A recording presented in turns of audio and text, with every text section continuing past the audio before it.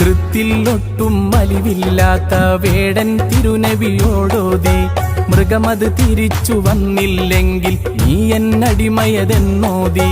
പുഞ്ചിരി തൂകി മുത്ത് റസൂലും സമ്മതമായി നഅമ്മോദി. ദീർഘനേരം കാത്തിരുന്നു മാൻ പേടയുടെ വരവും തേടി. ഗാംഭീര്യത്തോടെ വേടൻ മാൻ വന്നിട്ടില്ല ഇനിയോ, കാത്തിരിക്കൂ എന്നോതി ഹബീബ്.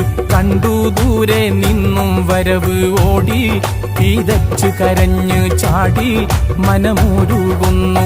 എന്റെ റസൂലിനെ സാക്ഷി നിർത്തി എങ്ങോട്ടോടാനാണീ പാപി? പാപിയതെന്ന വാക്കാ വേടൻ കേട്ട സമയത്ത്, പൊയ്ക്കോ മാനെ നിന്നുടെ മക്കളെ ചാരത്ത്. പൊറുത്തു തരേണം എന്റെ അഹന്തായല്ല